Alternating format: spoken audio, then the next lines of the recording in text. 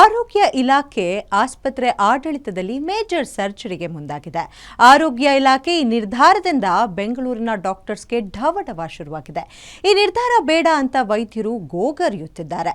ಇಲಾಖೆಯ ಡಿಸಿಷನ್ಗೆ ಸಿಕ್ಕಾಪಟ್ಟೆ ಟೆನ್ಷನ್ ಆಗಿಬಿಟ್ಟಿದ್ದಾರೆ. ಹಾಗಾದ್ರೆ ಏನದು ಇಲಾಖೆಯ ನಿರ್ಧಾರ ಅಂತ ಕೇಳ್ತೀರಾ? Take a look. ಆರೋಗ್ಯ ಇಲಾಖೆಯಲ್ಲಿ ಮೇಜರ್ ಸರ್ಜರಿ. ಬೆಂಗಳೂರಿನ ಆಸ್ಪತ್ರೆ ಸಿಬ್ಬಂದಿಗೆ ಟ್ರಾನ್ಸ್ಫರ್ ಬಿಸಿ. ಇಲಾಖೆ ನಿರ್ಧಾರಕ್ಕೆ ವೈದ್ಯರು ಸಿಡಿಮಿಡಿ.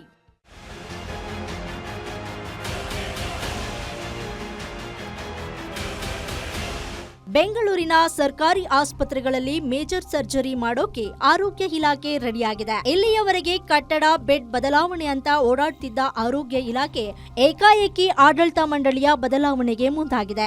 ಬೆಂಗಳೂರಿನ ಪ್ರಮುಖ ಸರ್ಕಾರಿ ಆಸ್ಪತ್ರೆಯ ಸಿಬ್ಬಂದಿಗೆ ಟ್ರಾನ್ಸ್ಫರ್ ಬಿಸಿ ಮುಟ್ಟಿಸಿದೆ. ನಗರದ KC general, Jayanagar general, CV Raman Nagar ಆಸ್ಪತ್ರೆ ಸೇರಿದಂತೆ ಜನರಲ್ ಆಸ್ಪತ್ರೆ ಸಿಬ್ಬಂದಿಗೆ ಶಾಕ್ ನೀಡಿದೆ.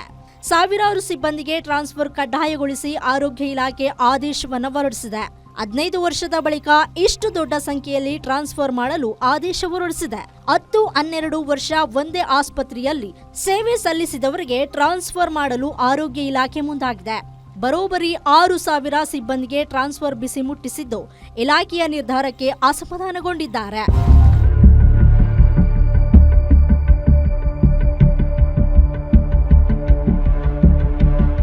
ಇನ್ನು ಬೆಂಗಳೂರಿನಲ್ಲಿ ಇಷ್ಟು ವರ್ಷ ಸೇವೆ ಸಲ್ಲಿಸಿದ ವೈದ್ಯರು, ನರ್ಸಿಂಗ್, ಪ್ಯಾರಾಮೆಡಿಕಲ್ ಸೇರಿದಂತೆ ಎಲ್ಲರಿಗೂ ವರ್ಗಾವಣೆ ಬಿಸಿ ತಟ್ಟಿದೆ.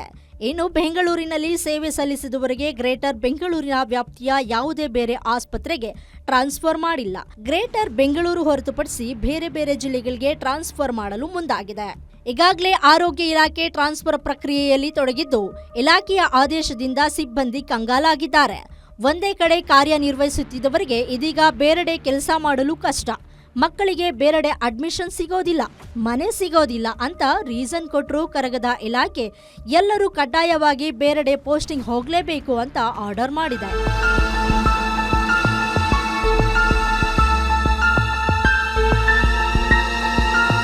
ಒಟ್ಟಿನಲ್ಲಿ ಇಷ್ಟು ವರ್ಷಗಳ ಕಾಲ ಒಂದೇ ಆಸ್ಪತ್ರೆ ಸೇವೆ ಸಲ್ಲಿಸಿ ಮನೆ ಮಕ್ಕಳನ್ನ ಶಾಲೆಗೆ ಬಿಟ್ಟು ಹೋಗೋದು ಕಷ್ಟವೇ ಸರಿ.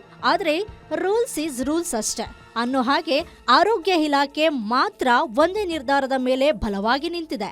ಅಸಮಾಧಾನದ ಮಧ್ಯೆಯೇ ಟ್ರಾನ್ಸ್ಫರ್ ಮಾಡ್ತಿರೋದು ಅಚ್ಚರಿಯೇ ಸರಿ.